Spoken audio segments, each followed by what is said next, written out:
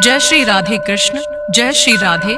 नमस्कार प्रिय भक्तगणों, आप सभी को निर्जला एकादशी व्रत की ढेर सारी हार्दिक बधाई एवं अनंत शुभकामनाएं। भगवान श्री नारायण की कृपा आप पर सदा सर्वदा बनी रहे। हिंदू धर्म में निर्जला एकादशी के व्रत को सबसे बड़ा माना जाता है। भगवान विष्णु को माता तुलसी का पौधा, जो कि श्री हरि विष्णु को सबसे प्रिय होता है, माँ तुलसी के बिना न तो श्री हरि विष्णु की पूजा पूरी होती है और न ही श्री हरि विष्णु का भोग पूरा होता है। बिना तुलसी दल के तो श्री हरि विष्णु कोई भोग भी स्वीकार नहीं करते हैं। तो शास्त्र अनुसार निर्जला एकादशी का व्रत करने और आज के दिन तुलसी जी की कथा को सुनने से मनुष्य के सभी पाप नष्ट हो जाते हैं, क्योंकि जब आप तुलसी की कथा को सुनेंगे तो आप सीधे सीधे श्री हरि विष्णु को प्रसन्न करेंगे और ऐसा करने से सभी मनोकामना की पूर्ति होती है। आइए सुनते हैं तुलसी माता की कथा। एक बार माता लक्ष्मी भगवान विष्णु जी से पूछती हैं, हे स्वामी, तुलसी के पास दीपक जलाने का क्या महत्व है और रोज शाम को तुलसी के पास दीपक क्यों जलाया जाता है? इससे मनुष्य को कौन सा फल प्राप्त होता है? तुलसी के पास दीपक जलाने की विधि क्या है तथा दीपक जलाते समय कौन से मंत्र का उच्चारण करना चाहिए? कृपा कर आप मुझे विस्तार से बताइए। तब भगवान विष्णु जी कहते हैं, हे देवी, आज आपने समस्त मानव जाति के कल्याण के लिए बहुत ही महत्वपूर्ण प्रश्न किया है। आपके इस प्रश्न का उत्तर देने से पूर्व मैं आपको एक प्राचीन कथा सुनाता हूँ, जिससे आपको सभी प्रश्नों के उत्तर मिल जाएंगे। इसलिए आप इस कथा को ध्यान पूर्वक सुनिए। कथा को सुनने मात्र से ही मनुष्य को 108 वर्षों तक तुलसी के पास दीपक जलाने का पुण्य प्राप्त होता है। फिर माता लक्ष्मी कहती है, हे स्वामी, मैं इस कथा को सुनने के लिए उत्सुक हूँ।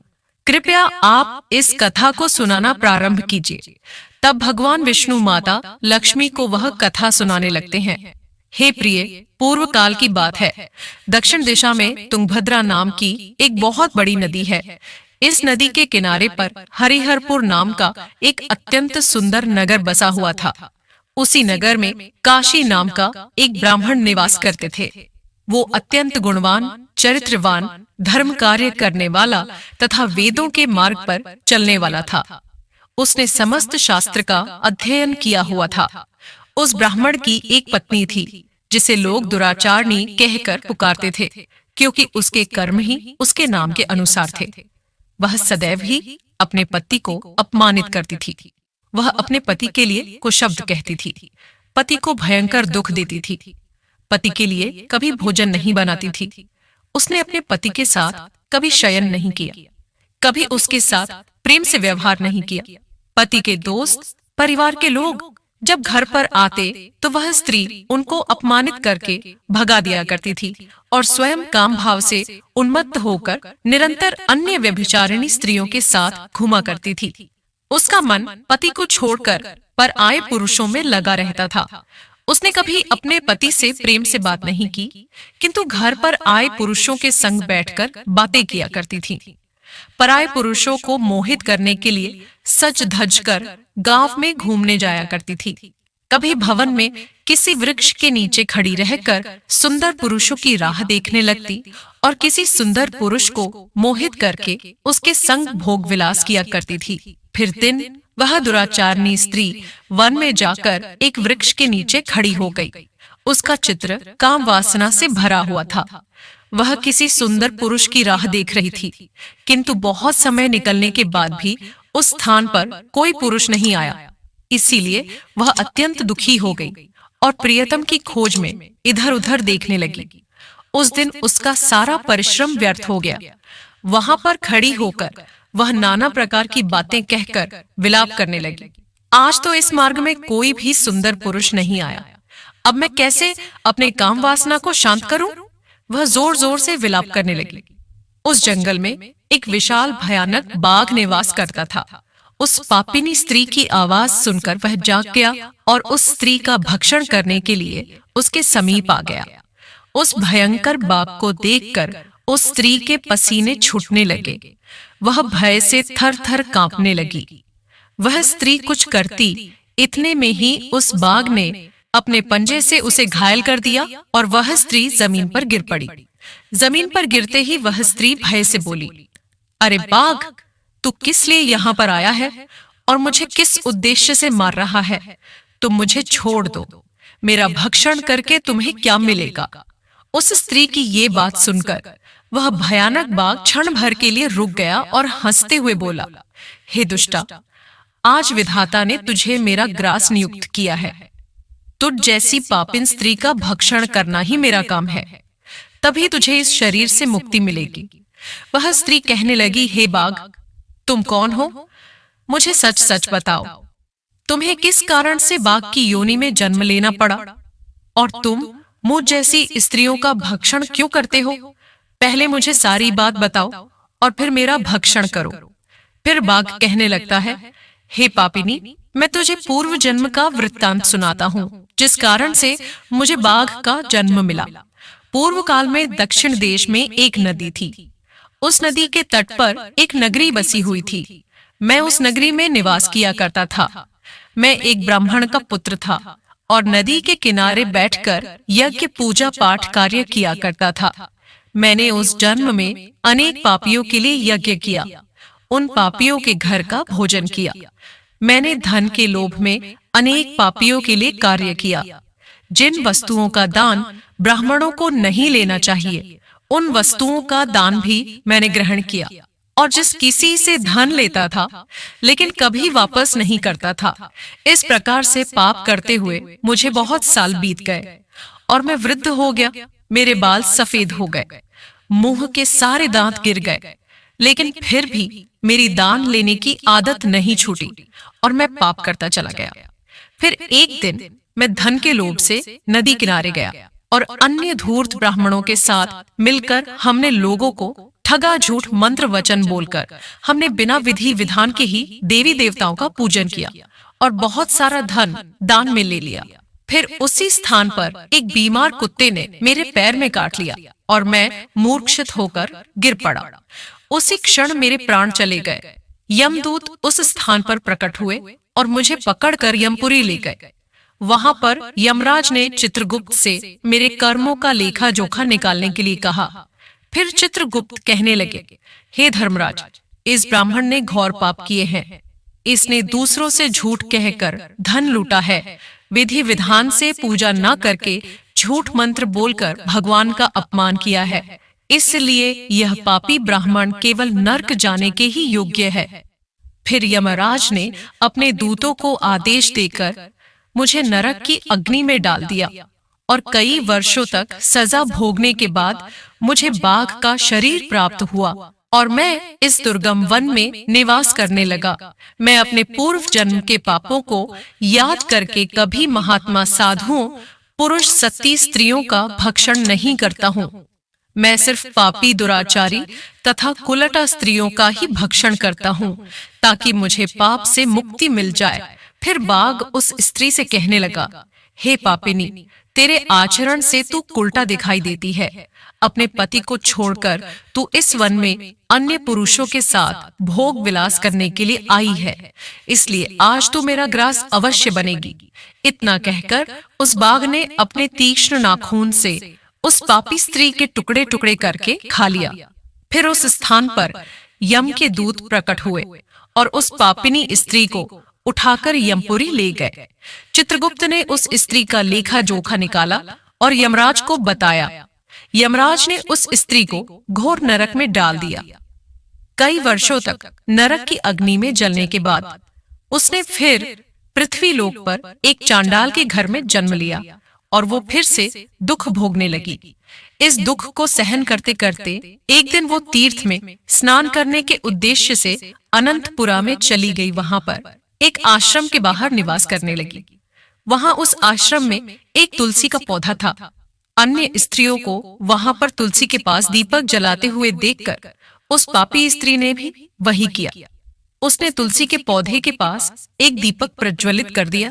फिर उसी रात हृदयघात से उनकी मृत्यु हो गई और यमराज के दूत उसे ले जाने के लिए प्रकट हुए। जैसे ही यम के दूत उस पापी स्त्री को ले जाने लगे, तभी भगवान विष्णु के दो पार्षद उस स्थान पर प्रकट हुए और उन्होंने उन दोनों को रोक लिया और कहने लगे, हे दूतों, इस स्त्री को तुम छोड़ दो, ये नर्क जाने के योग्य नहीं है। तुम किसके आदेश से ऐसा अधर्म कर रहे हो? यमदूतों ने कहा कि हम यमराज के आदेश से इसे लेने आए हैं, किंतु आप हमें किस कारण से रोक रहे हैं? ये स्त्री अत्यंत पापी है। तब भगवान विष्णु के पार्षद कहने लगे, ये स्त्री तो विष्णु भक्त है, ये नरक जाने योग्य नहीं है। इसने शाम को तुलसी के पास दीपक जलाया है, इसी कारण से इसके समस्त पाप नष्ट हो गए हैं। अब यह नरक जाने के योग्य नहीं है, यह स्वर्ग जाने की अधिकारी बन गई है। पार्षदों की बात सुनकर यमदूतों ने उस स्त्री को उस स्थान पर छोड़ दिया और यमलोक लौट गए। वहां जाकर उन्होंने यमराज को सारा वृतांत सुना दिया। फिर भगवान विष्णु के पार्षद उस स्त्री को दिव्य विमान में बिठाकर स्वर्गलोक ले गए। भगवान विष्णु कहते हैं, हे देवी, इस प्रकार से तुलसी के पास केवल दीपक जलाने मात्र से ही मनुष्य के सारे पाप नष्ट हो जाते हैं। जो स्त्री नित्य शाम को तुलसी के पास दीपक जलाती है, वह सौभाग्यशाली बनती है।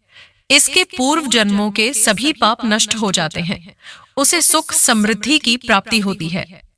भगवान विष्णु कहते हैं, हे देवी, हजारों अमृत के घड़ों से नहलाने पर भी श्री हरि विष्णु को उतनी तृप्ति नहीं होती जितनी वे मनुष्यों के द्वारा तुलसी का एक पत्ता चढ़ाने से प्राप्त करते हैं। 10,000 गौदान से मानव जो फल प्राप्त करता है, वही फल तुलसी पत्र के दान से पा लेता है। जो मृत्यु के समय अपने मुख में तुलसी पत्र का जल पा लेता है, वह संपूर्ण पापों से मुक्त होकर भगवान श्री हरि विष्णु के धाम जाता है। हिंदू धर्म में तुलसी के पौधे का महत्व सबसे अधिक है। इसकी सबसे पहले पूजा भगवान विष्णु जी ने की थी। अब बड़े ही प्रेम से मनोकामनाओं की पूर्ति करने वाली कथा को सुनते हैं। एक बार एक गांव में एक बूढ़ी महिला रहा करती थी। वह बहुत ही पूजा पाठ करती थी। वह रोज तुलसी माता की पूजा करती थी, सींचती, और वह बूढ़ी मैया रोज तुलसी माता से कहती, हे तुलसी माता, सत की दाता, मैं तेरा बिडला सींचती हूँ, मुझे बहू दे, पीतांबर की धोती दे, मीठा मीठा ग्रास दे, बैकुंठा में वास दे, चटक की चाल दे, पटक की मौत दे, चंदन का काट दे, रानी सा राज दे, दाल भात का भोजन दे, ग्यारस की मौत दे, कृष्ण जी का कंधा दे। वह बुजुर्ग महिला हर रोज तुलसी माता की पूजा करती थी और उनके बदले को रोज की थी। तुलसी माता बूढ़ी माँ की यह बात सुनकर धीरे धीरे सूखने लगी। तभी भगवान कृष्ण ने देखा कि तुलसी माता सूख रही है, और तभी एक दिन भगवान कृष्ण तुलसी माता जी के पास प्रकट हो गए और भगवान कृष्ण जी ने तुलसी माता से पूछा, हे तुलसी, तुम क्यों सूख रही हो? सभी महिलाएं तुम्हारी पूजा करती हैं और तुमको सींचती है, लेकिन फिर भी तुम सूखती जा रही हो। इसका क्या कारण है? जिसके बाद तुलसी माता ने भगवान श्री कृष्ण ने कहा, हे प्रभु, एक बुजुर्ग महिला मेरे पास रोज आती है और रोज एक ही बात बोलती है, मैं सब बात तो पूरा कर दूंगी, लेकिन कृष्ण का कंधा कहाँ से लाऊंगी? तभी भगवान श्री कृष्ण तुलसी माता की बात सुनकर जोर जोर से हंसने लगे और भगवान श्री कृष्ण ने तुलसी माता से कहा, हे तुलसी, तुम चिंता मत करो। उस बूढ़ी मैया की जब मृत्यु होगी तब मैं स्वयं उसको कंधा देने जाऊंगा और तुम उस बूढ़ी मैया को बता देना। जिसके बाद भगवान श्री कृष्ण तुलसी माता को यह बताकर वहां से अदृश्य हो गए और धीरे धीरे उस बुजुर्ग महिलाओं की तबीयत खराब हो गई। एक दिन जब एकादशी का दिन था तो उस बूढ़ी मैया की मृत्यु हो गई। तभी कुछ बूढ़ी मैया के आसपास रहने वाले सभी लोग आ गए और उन्होंने उस बूढ़ी मैया की अंतिम संस्कार के लिए उनको जैसे तैसे उठाया, तो वह बूढ़ी मैया वहां पर किसी भी व्यक्ति से नहीं उठती है। तभी अचानक से एक बच्चा आया और सभी से कहने लगा कि मैं बूढ़ी मैया के कान में कुछ कहना चाहता हूँ, जिससे वह बूढ़ी मैया हल्की हो जाएंगी और आप सभी लोग उसको आराम से उठा लेंगे। यह सुनकर सभी लोग बहुत ही आश्चर्यचकित हो गए और कहने लगे, ऐसा कैसे हो सकता है? और सभी लोगों ने उस बच्चे को बालक समझकर वहां से भगा दिया। लेकिन वहां पर उपस्थित एक बुजुर्ग आदमी ने उस बच्चे से कहा कि जाओ, तुम्हें जो करना है वह कर लो। लेकिन सभी लोगों को यह पता ही नहीं था कि बच्चे के रूप में भगवान श्री कृष्ण ही आए हैं उस बूढ़ी मैया को कंधा देने के लिए। जिसके बाद भगवान श्री कृष्ण उस बूढ़ी मैया के पास गए और उनके कान में जाकर कहने लगे, माई मन की निकाल दे, पीताम्बर की धोती ले, मीठा मीठा घास ले, बैकुंठ में बांस ले, चटक की चाल ले, मटक की मौत ले, चंदन का काठ दे और सब ले, कृष्ण जी का कंधा भी ले। भगवान श्री कृष्ण के इतना बोलते ही वह बूढ़ी मैया हल्की हो गई और फिर भगवान श्री कृष्ण ने सभी लोगों के साथ मिलकर उस दिन उस बूढ़ी मैया को कंधा दे दिया और उस बुजुर्ग महिला का अंतिम संस्कार कर दिया। जिसके बाद उस बूढ़ी मैया को मोक्ष प्राप्त हो गया और उस बूढ़ी मैया को स्वर्ग की प्राप्ति हुई। हे भगवान श्री कृष्ण, जिस प्रकार आपने बूढ़ी मैया को सब कुछ दिया उसी प्रकार आप अपने सभी भक्तों को देना। इस कथा को कहने वाले, सुनने वाले और हुंकार भरने वालों को देना। जय हो माता तुलसी, जय हो भगवान श्री कृष्ण। ओम नमो भगवते वासुदेवाय नमः। प्रिय भक्त गणों, उम्मीद करती हूँ आपको मेरी यह कथा अत्यंत पसंद आई होगी। अगर आपको मेरी यह कथा पसंद आई है तो कथा को लाइक करके हिंदू रिलीजियस टेल्स चैनल को सब्सक्राइब अवश्य कर दीजिए। जय श्री राम, हर हर महादेव।